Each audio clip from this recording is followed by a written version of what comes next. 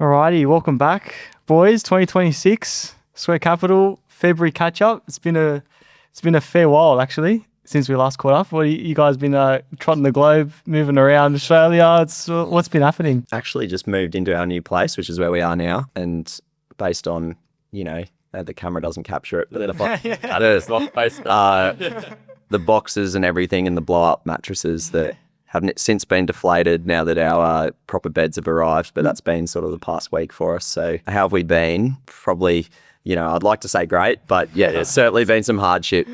Yeah. Prior to the move though, we went obviously, as you mentioned, we were overseas for a bit. So we went to Saudi Arabia for the Future Minerals Forum. It's pretty cool. I think we were saying to each other, Charlie, like we would probably never travel to Saudi Arabia off our own bat. So it was cool to have like a reason to go. Well, yeah, it probably doesn't make the top 10 for your next holiday. Yeah, Bit of a random Just, visit. Yeah. well, but should it? That's the question. Good question. Like, best buffet breakfast ever.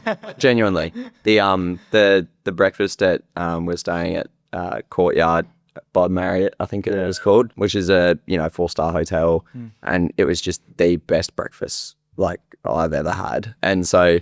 Yeah, I had like multiple portions of the pancakes and waffles. Yeah. Did you, mate? Yeah, and it ticked that box. But even generally, like the lifestyle, I think that people who are working like an office job or something over there is relatively tolerable. Like we got to watch Ronaldo play. Yeah, that was unreal. But first night we were there, we landed in the Uber, and the guy said, "Are you going to the game tonight?" Like, oh, what game's on? And then That's Al Nasser, and he says Al Nasser, and I was like, oh yeah, Ronaldo played this. Yeah. We searched up, found tickets, bang, we bought them with That's crazy. How much were the tickets? about 200. Yeah, 200 Aussie. Aussie. Okay, that's so worth it. That's so worth it. Yeah, man. to see Ronaldo, and we saw him score. Yeah. But we were falling asleep halfway through the second A bit of jet lag. Jet lag. So we did pull the pin. Because this was second week of Jan. So because last time we caught up was for the offsite. Yeah. So we actually haven't recorded an internal pod since our offsite. Which was before Christmas, wasn't it? Which was, that was like the end of November, start of December. Then we found out before the episode, we've released about 15 pods since we last did this, the three of us together. So since then, keeping our editor Ian very busy, haven't we? Absolutely. No, he's a champion. So then from there, we had obviously all those pods released over Christmas, New Year's. You guys were moving around a bit, and then boom, you've landed in Saudi, second week of Jan for the Future Minerals Forum. Obviously, big thanks to Beacon Events for hosting us over there as media partners of the forum. And you found yourselves on the first night watching Ronaldo score for Al Nassr. It's pretty wild. The other crazy thing about the football there, the stadium in which they play in Riyadh, they built in, what was it, 180 days? Yeah, Wow. yeah, what's that, like, what, Half 6 months. Yeah, 6 months. Yeah, it's like, Wow. to be fair, it's a weird stadium. It's like, It's a temporary, like, so like you scaffolding to get to your seats pretty much. Oh, really? Like, it's fully indoors, air conditioned. Well, that story you guys posted of the advertising around the stadium, like those screens going the whole game, that's crazy. Yeah. While they're playing, ads are going. Because, there's no, like, proper huge, like, big screen, like at a normal stadium. But, yeah, crazy. Like, pretty big crowd, too, I'd say. Like, this place is probably packed. I think it's 30,000 capacity, too. Wow. Yeah. So whose home game was it? Was it Al Nassr's home? No, it was Al Hilal. Oh, Al Hilal. Big. So we were 1 and 2. Yeah, they've always been the big team. Yeah. we're walking to the gate, and we got stopped by this like sports media. I was like, what have we got? So it's like couldn't speak a lick of English. Yeah. But because we sort of stand out a fair bit. He was like, oh boys. Yeah. Wanted some differentiated perspectives, didn't he? And then he goes to Charlie like, oh, who's gonna score tonight?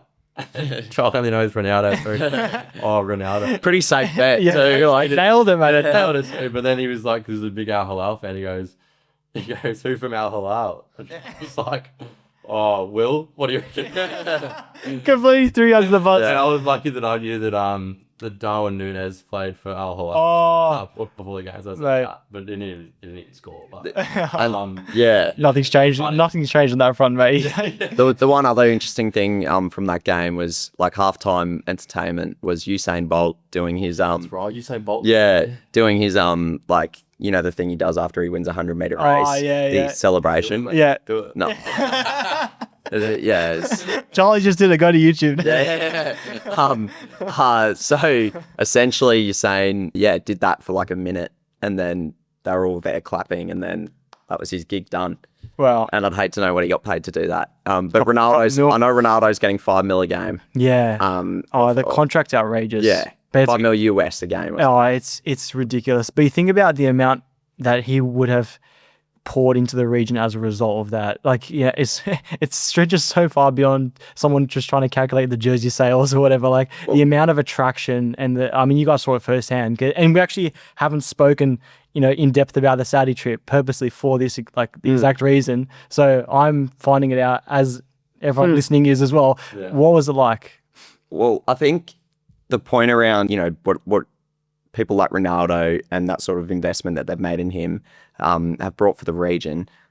And a thematic that came up a lot, throughout our time there was they're trying to make that region more attractive for people to live in. And in doing so, part of that is bringing a lot of the things that Western cultures have always celebrated, being sport, entertainment.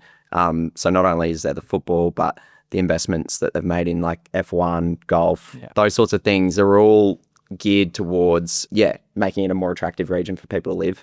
I don't know, I think we both said we could probably live there, I think. Yeah. Wow. It's pretty cool. Like, I mean, we went into this CBD as well. You had a meeting in there. It was like cool to see them developing that as well. So they're building this like crazy business district with this like monorail that takes you from like part to part as well. That's great. Yeah, it's like pretty futuristic type stuff. It's pretty cool to have been on the ground and see it all happening. But yeah, I think I could definitely work there. Like, I think we went to Dubai obviously after being in Riyadh on the trip as well, and it's sort of similar vibe. Like, I think as they build out their sort of expat community as well, it'll become a similar vibe to Dubai. Yeah, the only difference being you don't have the water. No, you're in the middle of the desert. Yeah, literally. Quite literally in the middle of the desert. Yeah. And everyone on the roads, you're a brave person if you're trying to drive. In Riyadh, I drove the car in Dubai, and that was hard enough. But in Riyadh, the lines are very much just a guide, like a suggestion. Suggestion. Wow, a vague suggestion. Wow, that's crazy. Because it's amazing how much is poured into that region as well. With and they've very much used the sport as a key showcase for that. Yeah, I feel. But then the actual business that's humming behind it is it's not a joke. Someone said to us out of the GCC countries, so it's like Qatar, UAE, Saudi Arabia. What's GCC stand for again? And then Azerbaijan. That's like all the Middle Eastern countries. Yeah, I'm just trying to remember what it stood for. Yes, Saudi Arabia accounts for like 65% of that region's like total GDP. Really? So it's that big. Yeah. Wow. So like you would think the UAE with Dubai, massive hub, Qatar, Abu Dhabi. Yeah. Like Saudi Arabia, 65% of that region's GDP. It's huge. Wow. Yeah. That's a very surprising. Yeah, I mean, because I'm actually not sure if I went and verified that. But I'm okay. Pretty sure I did. But it's crazy. And then because UAE is pretty small. UAE is actually not that big. Like, I was surprised to learn a few weeks back that Dubai only has a population of 4 million, which only 4 million in Dubai, which is less than Sydney. Like, which is pretty amazing. Like, you think about how much of a footprint it has on the world stage. You'll be hard pressed to find someone who doesn't know about Dubai. Yeah, and about how advanced it is. Like, their marketing department is obviously amazing, but and obviously the strategy and the policy that actually drives that, it sells itself pretty much. So they don't have to try too hard. But it's pretty amazing that they've only got 4 million, and a ridiculous percentage of that have come in the last 5 years since COVID. Yeah. So, and Dubai was already a pretty world-renowned destination before that as well. So you think about how quickly they're growing. They've got a long way to go. Yeah. And just on the growth of certain regions and attracting talent, we did note that someone who's recently been announced as the head of sport investments for the Public Investment Fund, be the Essendon CEO. Oh wow, Xavier Campbell. So there's go Xavier. Yeah. Well, so he was CEO at Essendon for quite some time, and then he got taken over there to essentially run their sports investment program. So there's plenty of case in point of Australians who have made the move to Saudi. Low tax jurisdiction, high income are sort of have historically been the main sells, but they're trying to also, as I said, make it more more livable. I was listening to a pod that Wyatt Roy did with Mark Burris back in December, just about a month before you guys left.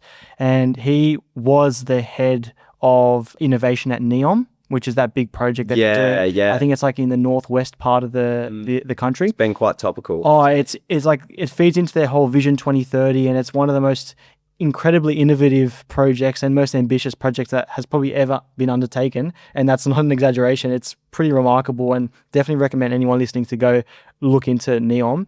But he's an Aussie. He was actually Queensland boy, grew up on a strawberry farm, and he was the youngest.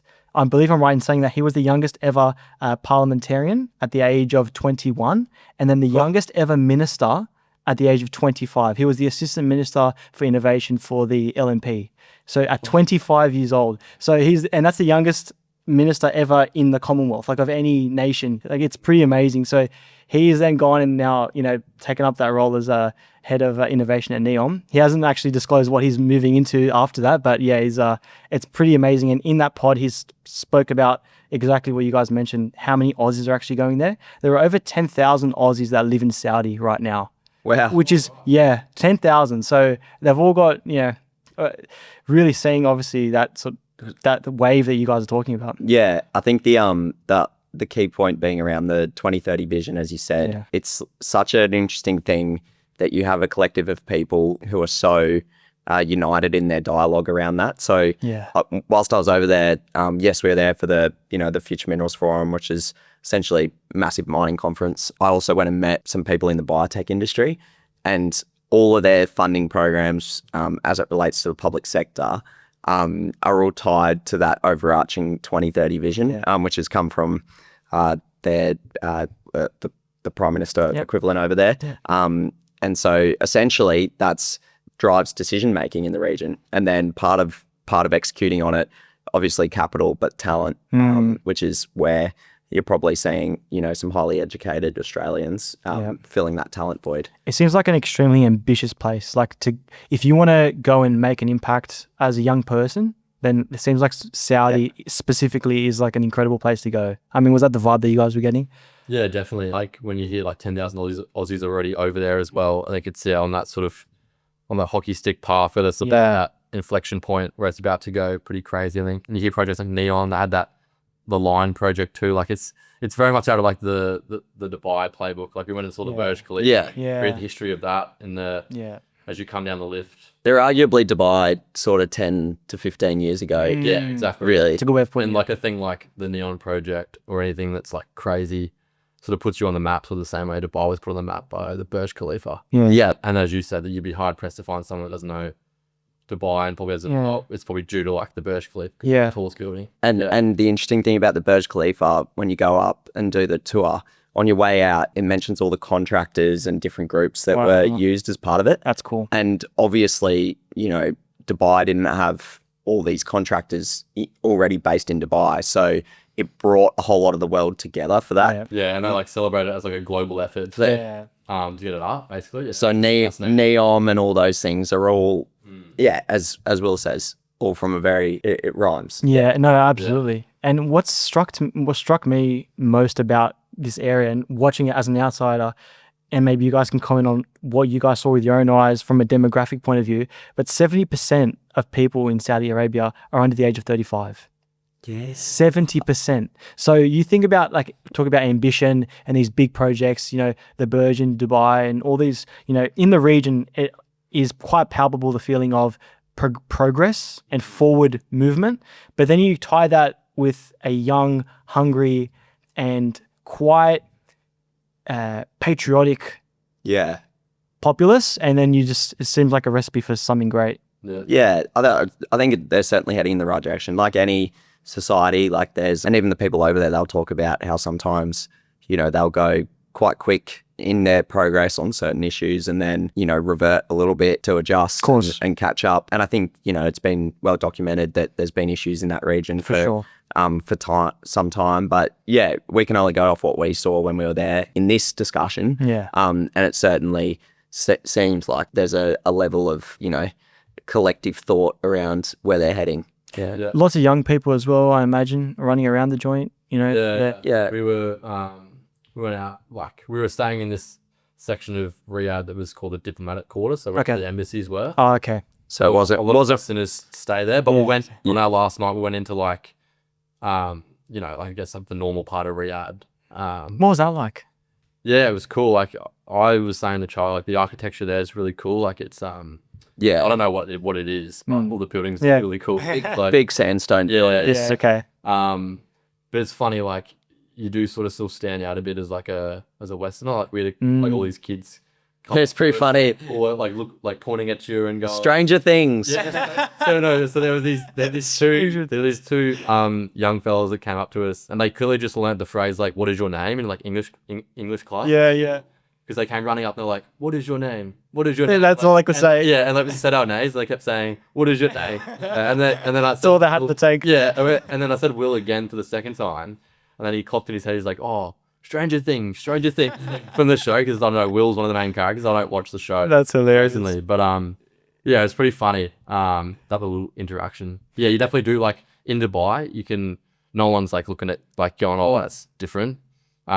But in Saudi, so I'd say that. Yeah. Yeah, like you're not like the majority. But Yeah, it's interesting. but I think it was like you certainly didn't feel not welcome. No, God, just not. Yeah, Yeah, exactly. You certainly weren't part of the majority. But the one thing I found very interesting, all the fashion brands over there, like Fendi, you know, Louis Vuitton, all them are all so dominant. Like Really? in Saudi and Dubai, like it's just Like people wearing them, Bob's crazy. or just store presence. yeah, store presence yeah. and like people transacting and buying Yeah, wow. high-end luxury goods. Wow. Like that is a large portion of Really? what you see like if you go to the shops. Far out. Yeah, particularly Dubai. Yeah, of course Dubai. Yeah, of course Dubai. But yeah, wow, Saudi too.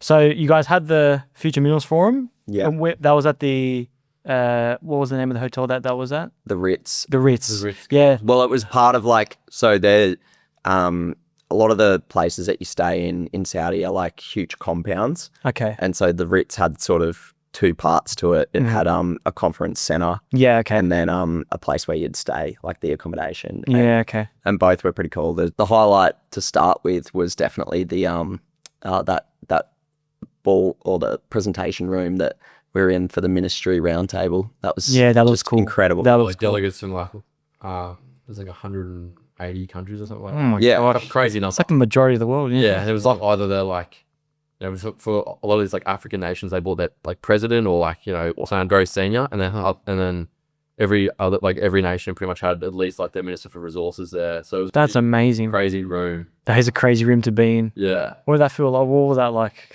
What is that actually like in that? Well, yeah. First day of the conference, walking into that, like, yeah, it was insane, and like just the most grand room with this huge chandelier. Like they just do everything big over there. Yeah. A chandelier would have been worth over $1 million. It was crazy. It genuinely would have been. Far out. And then, yeah, being in that room was pretty cool. Like, it was funny. The other media outlets were like CNN, Yeah. you know, Reuters, and then Sweat Capital. Sweat Capital, That's it. who, like, we were rolling with the iPhones, and then they all had, like, their, you know, No, that's it, mate. Got to start somewhere. yeah, Got to start. exactly. Bush League, mate. Yeah, Bush League media. Oh, that's unreal. So after the initial delegates meeting and you know that's what conference, what was the structure of the days as you went on? Yeah. So first day we actually didn't go to the conference hall. We were in the media room. Okay. So we're listening to what they were saying in that big roundtable discussion. Yep. And then sort of from day 2 is when we went to our booth in the conference center early that morning. Okay. And the way it worked with interviews, we had 0 interviews lined up on the morning of day 2. Yeah, because we were trying really hard beforehand, but it was quite hard to coordinate with people. They would be unresponsive. But it seems like that wasn't just us. That was just the nature of the It event. was, yeah. And like being like, you know, over that Christmas period, trying to coordinate stuff. Christmas, New Year is very difficult. Like, you know, we were emailing on like Boxing Day and stuff, Yeah. so we weren't getting replies Yeah.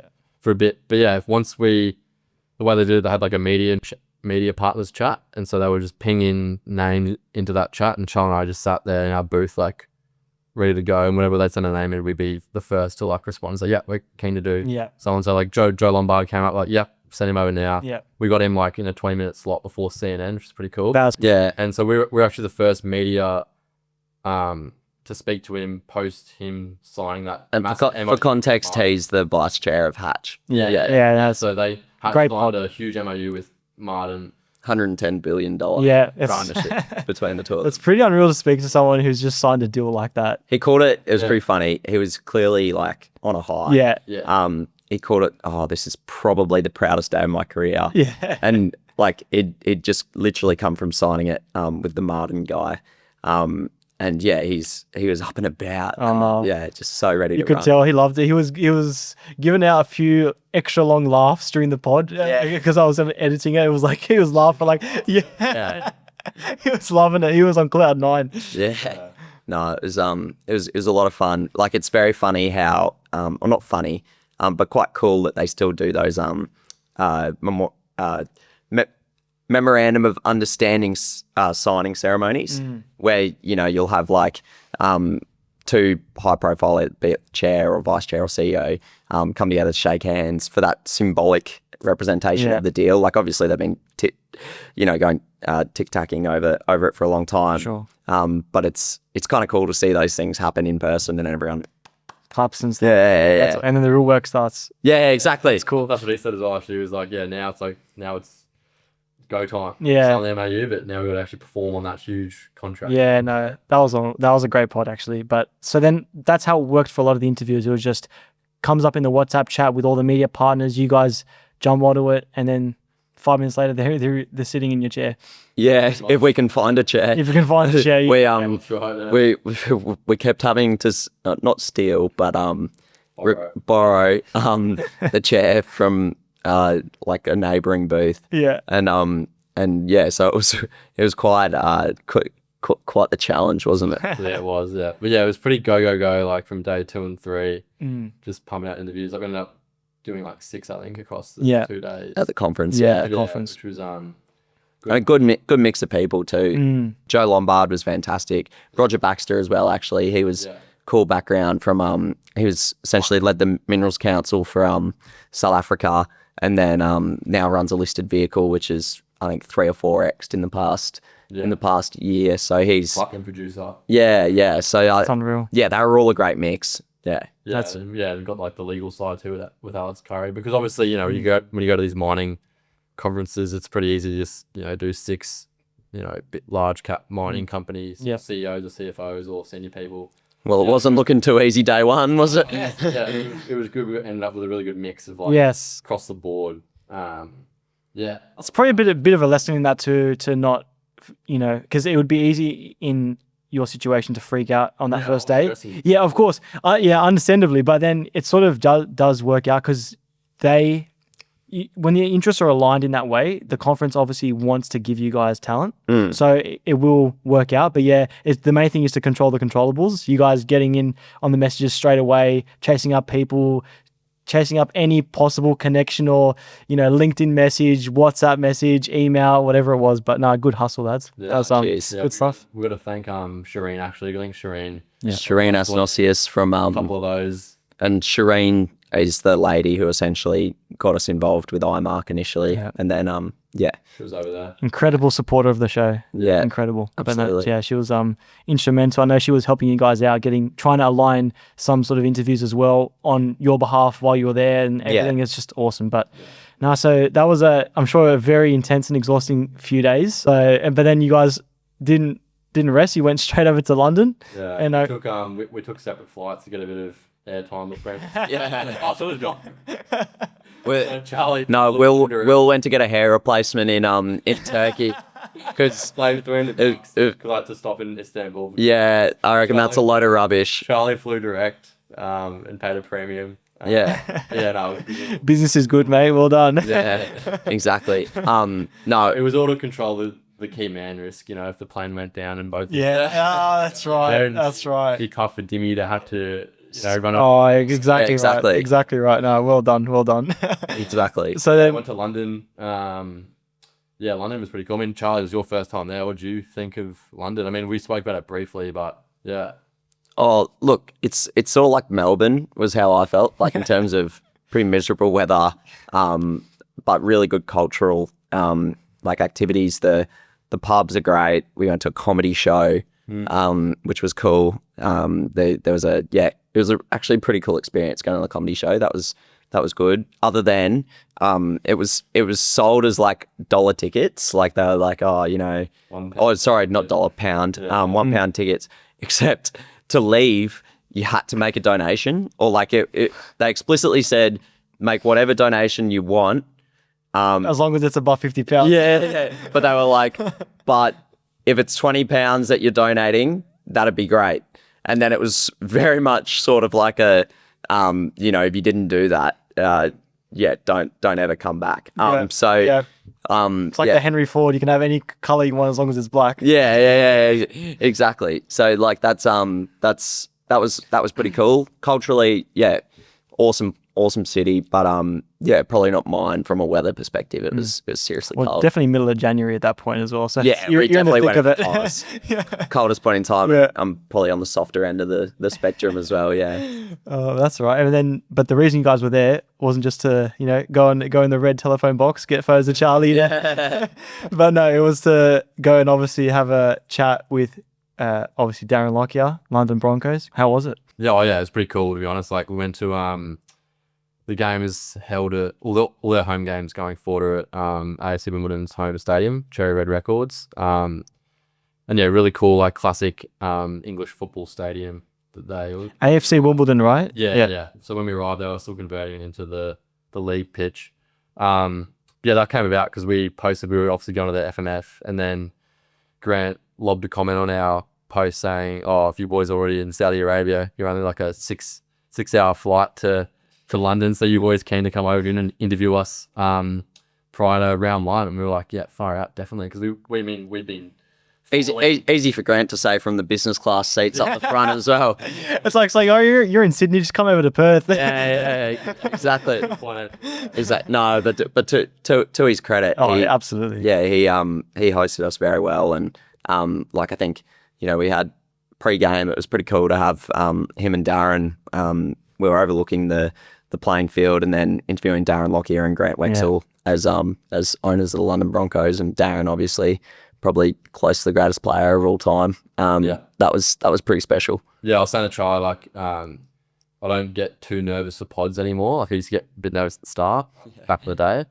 But like both times we interviewed Darren Lockyer, I was like proper nervous. Like even when we did him in London recently, because like just like bit of a childhood hero going up. Of course, right? Don't want to stuff up in front of Darren. Definitely was a Queenslander, mate. Yeah, no, exactly. Well, lucky we are Queenslanders, mate. Otherwise, I don't reckon he'd speak to us. Yeah, it definitely weren't getting a pod. But it's also just quite. I think it's worth unpacking, like how cool it is, those little stadiums they have in London. Yeah. Like, so the tier 1, 2, 3 soccer clubs, or football, as they call it over there, you know, like they pack out those stadiums every week. And so it's probably 10, 11,000 that they get to semi-professional if it's in the lower leagues. And I found that pretty cool. Like, and in terms of, you know, just how passionate they are for those clubs, they have full-time staff working for them. It's pretty cool. But the one thing I learned is you can't actually drink in your seat at the football. And I did not know that. Yeah, which is the big selling point for rugby league. At rugby league matches, you can, for whatever reason, don't know why. At Amp Stadiums, say like everything, but like you can drink in your seat if it's rugby league. So just a bit more self-control amongst the rugby league community. Pretty classic rugby league. It was actually, I mean, it's a really cool story, right? Like, you know, Darren Lockyer obviously being one of the all-time Broncos greats. Great to the game. Yeah, great to the game. Getting a chance to buy the London Broncos team. You know, so they sort of saw a clear fit there. The team was actually owned by the Brisbane Broncos back in the day as well. Really? Which was interesting. So like, they were one of the first owners, and then, you know, we sort of unpacked the history of the ownership. Like Richard Branson's son also owned the team for a bit. It's a cool challenge they're taking on. Like David Hughes, there was this other guy, that's right. David Hughes, who was, if you speak to anyone, he just poured so much into the club. Like I think close to £30 million is what is reported on various things online, and you just go, well, wow. Yeah, the way it was explained to me, and that's a good point, because a lot of the teams over there, the rugby league teams, they're owned by usually just like rich fans, and they're not really run by like businesses. Yeah. So David Hughes, apparently the way it would sort of work is they'd be performing poorly, and it's because they've got a bad halfback. They'd go, the coach would call Hughesy up, we need a halfback. Hughes would go, okay, here's £1 million for a 3 or 4 year contract, go sign that player. Yeah. And then so it keeps them afloat, but they were never actually run like proper businesses. No, they can't stay on their own 2 feet. No, exactly. So like they weren't focused on, merch, sponsorships, all the stuff that actually makes a club hum. Like you look at the Brisbane Broncos, how they're run. Yeah. You can say that, they're very much run like a business. Yeah, absolutely. So Can read the P&L, mate. Yeah. Public listed. BBL. Yeah. So yeah, it's a cool challenge to take it on because everyone says rugby league's never worked in the South. It's a big northern sport in the UK. It's never worked in London. It never will, people say. Obviously, Darren and Grant think otherwise. They've made some pretty big inroads. We're actually playing a game against a top tier side, I think, like tonight, our time. Which will be interesting to see how they go. I'm very keen to follow the story. And I think on that as well is, and in our comments section on Instagram and LinkedIn, there's definitely, you can see the opposing view, and you can get it to an extent, but I think the key thing I realised from speaking to Darren and Grant is they're not necessarily, it's not a zero-sum game. They don't have to be bigger than football in London for them to win. No. And so, you look at the Melbourne Storm in Australia. Yeah, great. They play rugby league in the largest AFL city in Australia, and not by a small margin. Like, it is the dominant sport. But because it's just a handy secondary option and it's an enjoyable event for sport-loving population, that's sort of the playbook. So you're not necessarily selling rugby league in London as much as you're selling a great family outing or a great outing with your mates, where you can have a slightly differentiated experience too. You can, drink in your seat. There's the DJ. There's a few different elements to it. Yeah, and that's what Graham was saying in the pod about how at the start it's really about getting people there in the seats. Yeah. So it's those entertainment factors, because if you go to the games, the rugby league games in the north of England, around Newcastle, where it's very popular, up there in that part of the UK, they don't have none of that, like he was saying. Yeah. They don't have any of that because people just go there for the sport, for the badge on the shirt. That's what they're going there for, and they've bought into the sport. They're true fans. But in terms of an initial magnet and a pull to get them in, they've gone about it the right way. Like, you can't really fault them for the execution to date. No, exactly. And then, they were miffed that they missed the so in UK rugby there's the tier 2 comp, or there's the Super League. And they were a bit miffed that they missed the Super League, but there's a silver lining to it if you speak to them, that they can get all their operations and systems right, and really try and be a dominant player and win the comp ideally in tier 2, and then sort of really earn their place in the Super League, where I think if they can get to that point by next year, that'll be a huge uplift from where the club has been. One of the things I think is really working for them as well, compared to, say, Melbourne, where you would look at rugby league compared to AFL. Yes, don't want to step on your toes here. Yeah. Very, very obviously, very different sports in their own right, but ball looks similar. Guys kicking around a footy and, bashing into each other basically to various degrees. Yeah. Whereas obviously you look at just one of the codes, they kick it well, and then the other one, they just got no idea.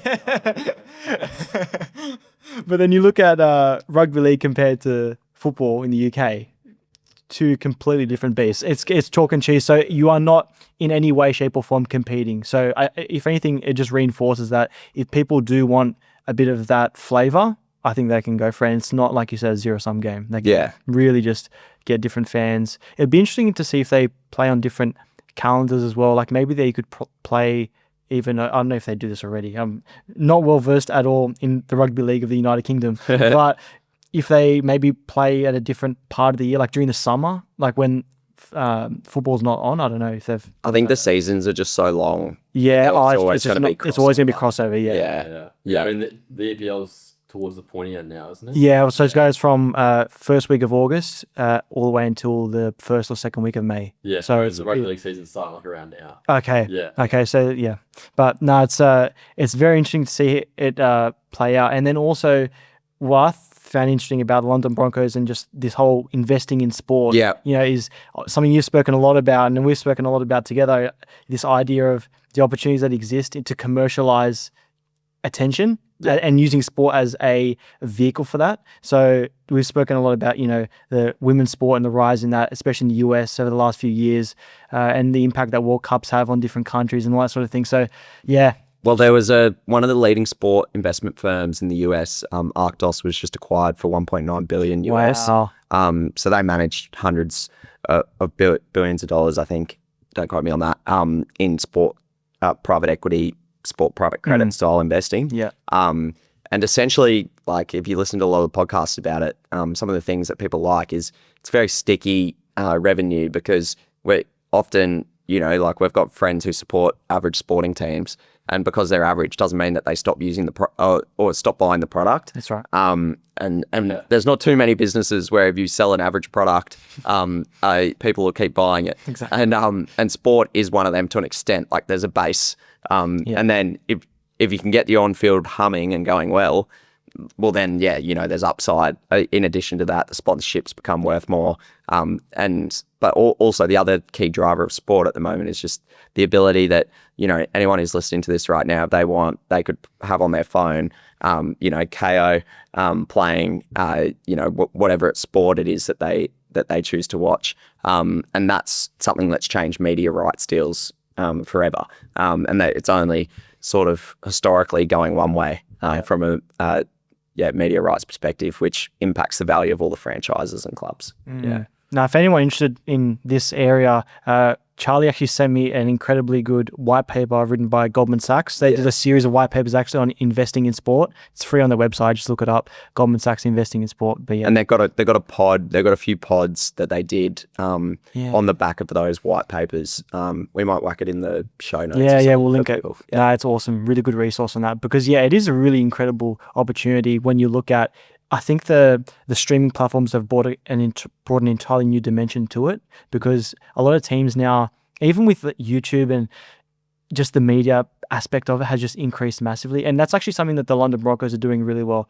One of the things I did do in my research was compare how London Broncos, their social media presence was in relation to other teams in their league and even other UK teams. And it's actually really good, like the professionalism and how on top of it they are. Like even on a very minute example, when we would, post a clip or a photo from the pod, they would, either collaborate on it and reshare it as well or like it or comment almost instantaneously. It was pretty amazing. And it wasn't just the London Broncos, it was Grant and Darren. Yes. Their personal. That was a huge point we made to Darren during the conversation was he switched on his own social media, which for anyone who knows him, he's probably like not the biggest social media guy, but he's understood the importance for his own brand being attached to this journey. And I thought, that just goes to show what sort of guy he is. Like for the greater collective, because it's not just Grant and Darren who are shareholders, there's a couple other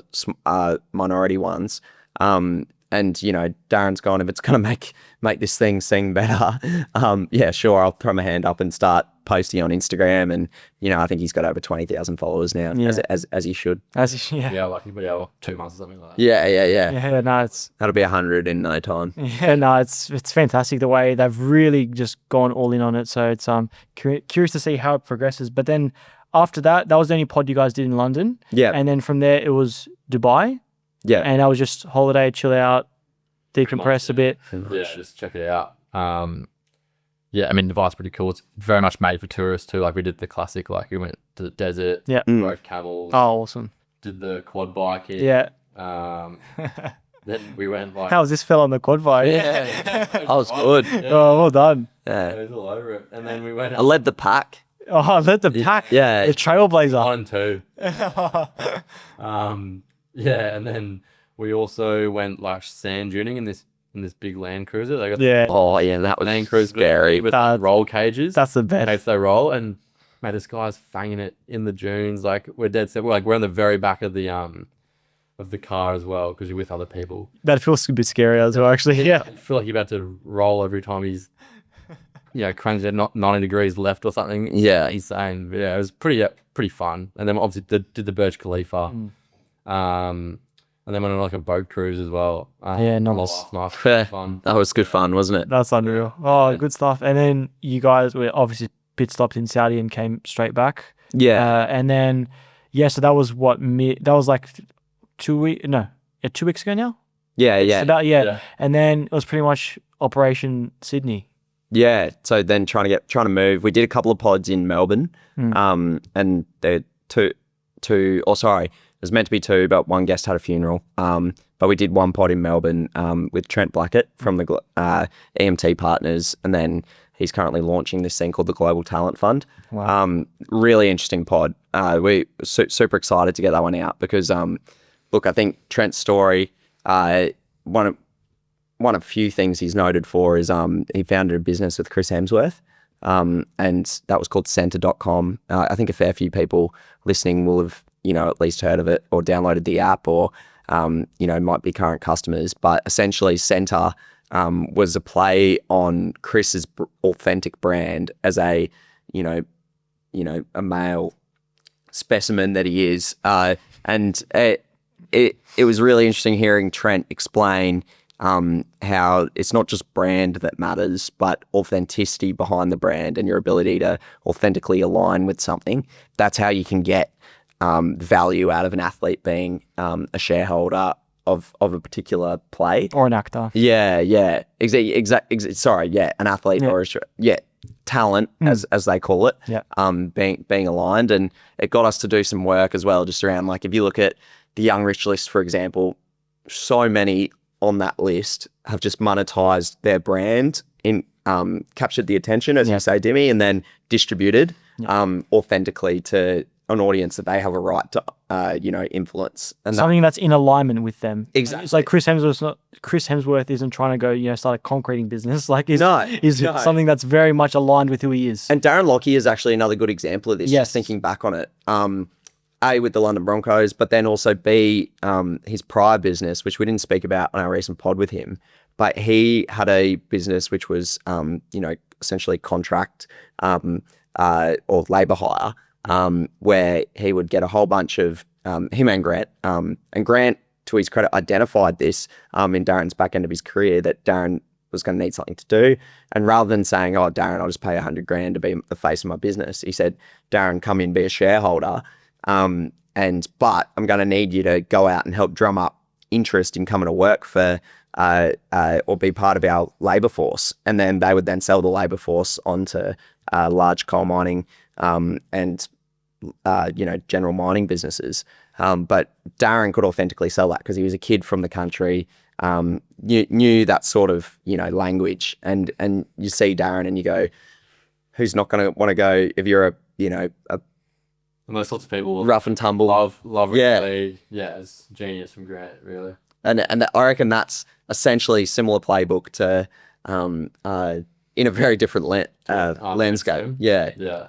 Maybe we could do a bit of a series actually looking at people who have former athletes who have then gone into business and how they've executed that based on their skill set. That could be a cool series that we could run actually. Yeah. Because there are a lot of them in Australia. Matt DeBoer with Athletic Ventures. Yeah.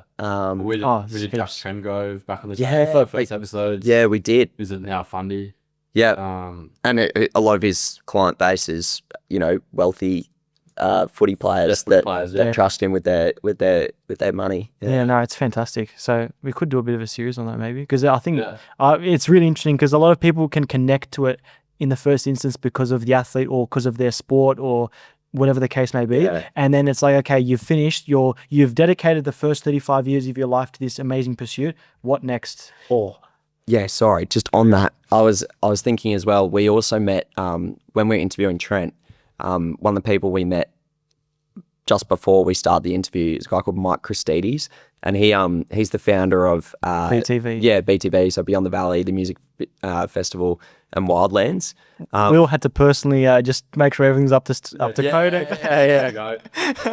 Give me insights. He's good. Yeah. Well, it was fascinating how he asked, and he genuinely cared which act was Will's favourite and why. Which stage did I spend most time? Yeah, because it was over that Boxing Day. Was it 26th or 27th?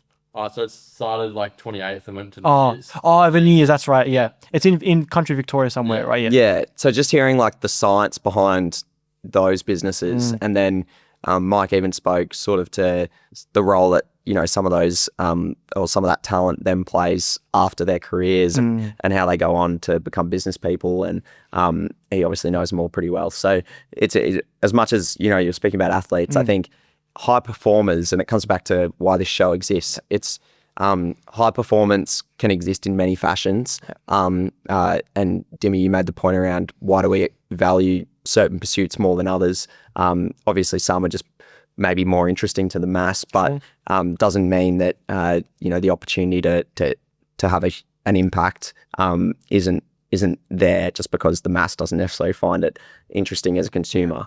Yeah, no, it's pretty incredible when you start to dig into these different stories and about the long-term games that people really are playing. Because if you look at Darren Lockyer, the 18-year-old or 20-year-old making his way in the NRL, and starting to hit his straps in that regard, it's like he would never think that years later he'd be investing in the London Broncos. He didn't think that rugby last league team or in a mining type. Like it's pretty amazing how that's what I find so interesting about these people is that they constantly reinvent themselves, and they really do epitomize that long game mentality because they are absolutely 100% dialed on whatever it is that they're doing, but whatever it is that they're doing does change over time. Yeah, they're still very much got eyes up. Yeah. No, it's really good. It's really interesting. And he applies that same dedication, sacrifice, like the social media thing we spoke about. He doesn't want to do it, but he does it anyway. Like a lot of the characteristics that made him successful at the Broncos, he's then now continuing, but with a suit and tie. Yeah. It's really interesting. It's really interesting. But yeah, so the more stories we can dig into like that, I think the better. Yeah, and just the other last couple of things on Darren and Grant. I know we've jumped around a bit, but I think it's quite telling when you've got the owners going down into the rooms during the week. Like it wasn't just game day, showboating and doing the popular stuff. Like during the week, they were attending not just the men's training, but the women's training and really getting involved in the whole club.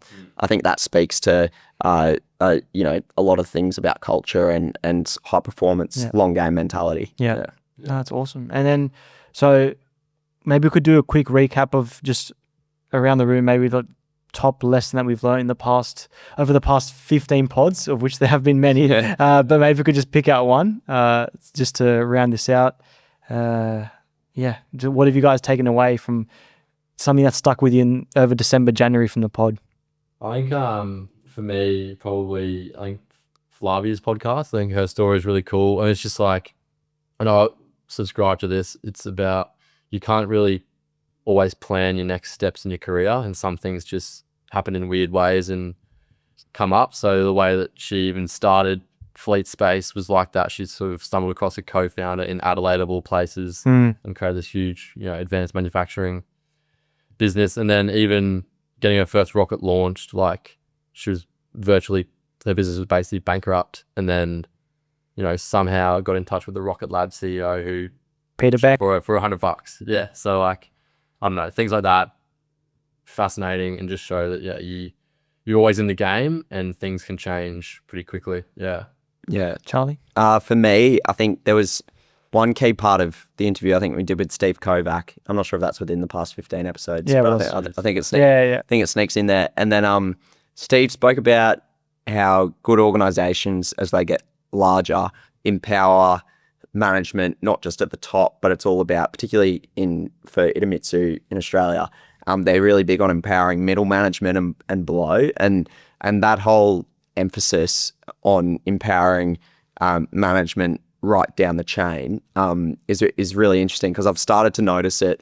Even if you look at the turnaround process they're trying to do at Star at the moment, quite publicly, they've disbanded a lot of their head office related functions and tried to give a fair bit of power back to the key people, and not just key people at the top, but key people sort of around the grounds, and that approach to business I find really interesting, because it takes a lot of trust in your people. But if you don't trust your people, then you shouldn't you know, like you probably just throw the towel in. So I found that really interesting. But obviously, it's even more complex in the resources game because they've got such a high level of exposure to things such as safety and risk, and so. But I found that really insightful leadership from Steve. Yeah, nice one, good stuff.